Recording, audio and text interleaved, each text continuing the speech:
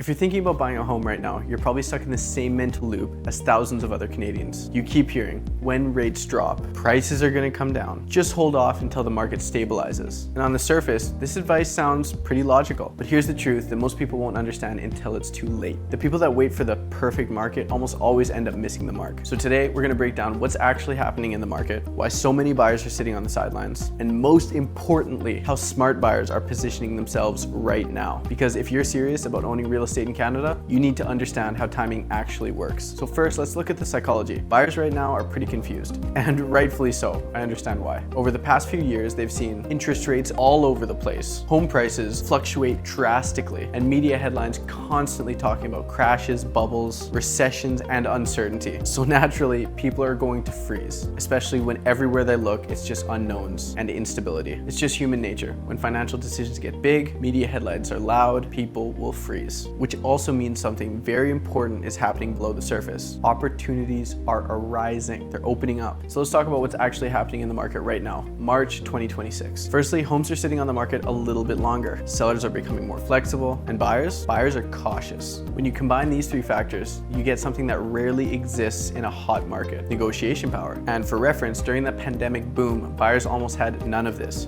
No leverage. All they had were bidding wars, subject-free offers, and massive competition. So it's a complete 180 to what we're seeing today. People were drastically overpaying just to secure a property. But today, like I said, the dynamic has shifted, and that means strategy matters more than speed. Now, here's a mistake that not only first-time home buyers, but buyers in general are making right now. They focus on entirely one thing: interest rates. Everyone says, I'll buy when rates drop. But think about what happens when rates drop. The moment rates drop, there's going to be more buyers in the market, and that's simply because more people qualify, and that's going to trigger an increase in competition. A lot less of a chill time to be a buyer in the real estate market. And it goes without saying, when there's more competition, prices move up, negotiating power goes down, just becomes less of an ideal place for you. So I hope it's clear that waiting for the perfect interest rate environment is actually going to cost you more money, whether it's a higher purchase price or less negotiating power when it comes to the terms and conditions of your contract. So don't just look at rates, look at the entire market's movement and gauge overall whether it's a good time to buy or not such a good time to buy, and have that align with what you're looking to do and what you're capable of acting upon.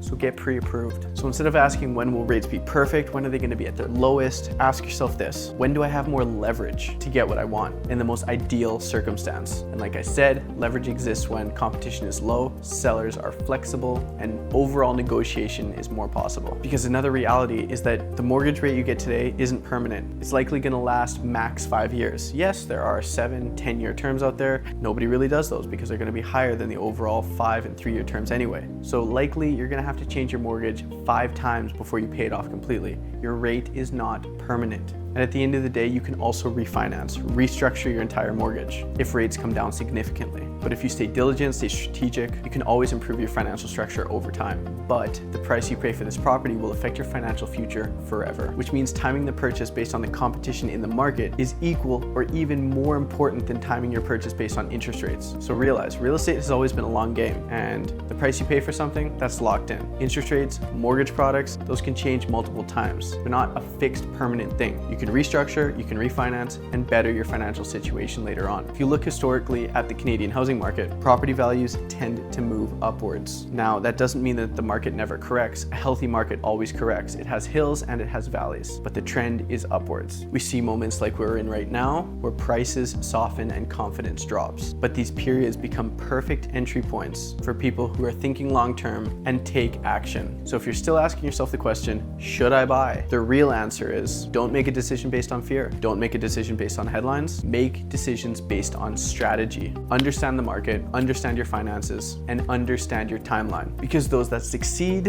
in the real estate game are not the ones who timed it perfectly. Generally speaking, are not the ones who are able to perfectly predict the market and time it perfectly. The ones that review, prepare, and take action, those are the people that will see themselves reaching their long-term goals. So if you want to understand what your situation looks like, where you stand, reach out to me somehow. I got Instagram, you got my email, you got my website. I'm accessible. But as always, don't be a statistic, and I'll see you in the next one.